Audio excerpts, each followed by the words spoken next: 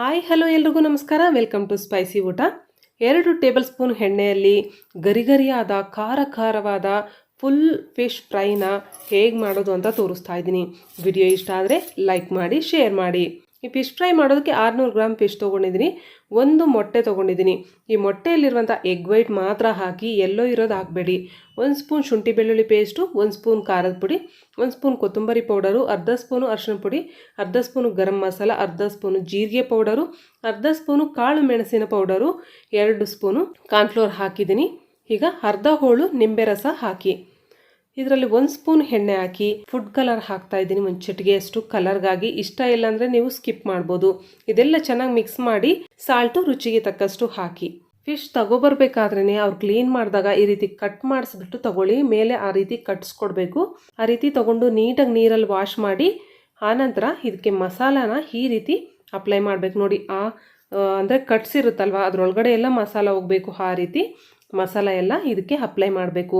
ಈ ರೀತಿ ಸ್ವಲ್ಪ ಬೆಂಡ್ ಮಾಡಿ ಇಟ್ಕೊಂಡ್ರೆ ನೀಟಾಗಿ ಮಸಾಲ ಎಲ್ಲ ಅದರೊಳಗಡೆ ಫಿಲ್ ಮಾಡ್ಬೋದು. ನೋಡಿ, ಈ ರೀತಿ ಎಲ್ಲ ಪೀಸ್ಗಳಿಗೂ ಮಸಾಲ ಅಪ್ಲೈ ಮಾಡಿದ್ಮೇಲೆ ಇದನ್ನು ಒಂದು ಅರ್ಧ ಗಂಟೆ ಪಕ್ಕಕ್ಕಿಡಿ. ಇದು ಸ್ವಲ್ಪ ನೆನ್ಕೋಬೇಕು, ಮಸಾಲ ಚೆನ್ನಾಗಿ ಹಿಡಿಬೇಕು ಫಿಶ್ಗೆ.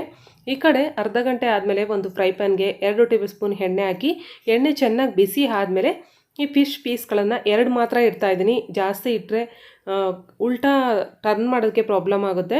ಒಂದು ಸೈಡು ಒಂದು 5 ನಿಮಿಷ ಮೀಡಿಯಂ ಫ್ಲೇಮಲ್ಲೇ ಫ್ರೈ ಮಾಡಿ, ಆನಂತರ ಇನ್ನೊಂದು ಸೈಡ್ಗೆ ಟರ್ನ್ ಮಾಡಿ ಅದರಲ್ಲಿರೋ ಎಣ್ಣೆನೆ ಸ್ಪೂನಲ್ಲಿ ತೆಗೆದು ಈ ರೀತಿ ಮೇಲೆ ಹಾಕ್ತಾ ಇರಬೇಕು. ಕ್ರಿಸ್ಪಿ ಆ್ಯಂಡ್ ಗೋಲ್ಡನ್ ಬ್ರೌನ್ ಆಗುವವರೆಗೂ ಇದೇ ರೀತಿ ಫ್ರೈ ಮಾಡಿ. ಮೀಡಿಯಂ ಟು ಲೋ ಫ್ಲೇಮಲ್ಲೇ ಮಾಡಿ ಸಾಧ್ಯವಾದಷ್ಟು.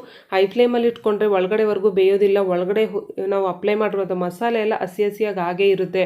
ಈ ರೀತಿ ಕ್ರಿಸ್ಪಿಯಾಗಿ ಆದಮೇಲೆ ಒಂದು ಟಿಶ್ಯೂ ಇರುವಂತಹ ಪೇಪರ್ ಮೇಲೆ ಹಾಕಿ, ನಾನು ಈ ರೀತಿ ಒಂದು ಪೇಪರ್ ಮೇಲೆ ಹಾಕಿದ್ದೀನಿ. ಹಾಕಿ ಎಣ್ಣೆ ಎಲ್ಲ ಪೂರ್ತಿಯಾಗಿ ಅಬ್ಸರ್ವ್ ಮಾಡ್ಕೊಳ್ಳುತ್ತೆ.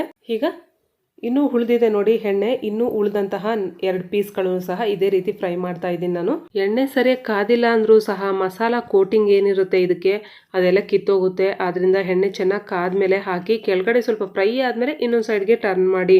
ಜಾಸ್ತಿ ಎಣ್ಣೆಯಲ್ಲಿ ಡೀಪ್ ಫ್ರೈ ಮಾಡಿದ್ರೆ ಆ ಎಣ್ಣೆ ಬೇರೆದಕ್ಕೆ ಬಳಸೋದಕ್ಕೂ ಸಹ ಚೆನ್ನಾಗಿರೋದಿಲ್ಲ. ಜಾಸ್ತಿ ಎಣ್ಣೆಯಲ್ಲಿ ಫ್ರೈ ಮಾಡೋದಕ್ಕಿಂತ ಈ ರೀತಿ ಮಾಡೋದು ಬೆಸ್ಟ್ ಅಂತ ಹೇಳ್ತೀನಿ. ಸೇಮ್ ಟೇಸ್ಟೇ ಇರುತ್ತೆ. ನೋಡಿ, ಎಣ್ಣೆ ಎಲ್ಲ ಖಾಲಿಯಾಗಿದೆ. 2 ಟೇಬಲ್ ಸ್ಪೂನಲ್ಲೇ ಇದೆಲ್ಲ ಫ್ರೈ ಮಾಡಿದ್ದೀನಿ. ನೀವು ಸಹ ಟ್ರೈ ಮಾಡಿ ಹೇಗೆ ಬಂತು ಅಂತ ಕಮೆಂಟ್ ಮಾಡಿ. ನಿಮಗೆ ವಿಡಿಯೋ ಇಷ್ಟ ಆದರೆ ಲೈಕ್ ಮಾಡಿ, ಹಾಗೆ ವಿಡಿಯೋನ ಶೇರ್ ಮಾಡಿ. ಇಂಥ ಮತ್ತಷ್ಟು ಈಸಿ ರೆಸಿಪೀಸ್ಗಾಗಿ ಸ್ಪೈಸಿ ಊಟ ಚಾನಲ್ನ ಸಬ್ಸ್ಕ್ರೈಬ್ ಮಾಡ್ಕೊಳ್ಳಿ. Thank you for watching.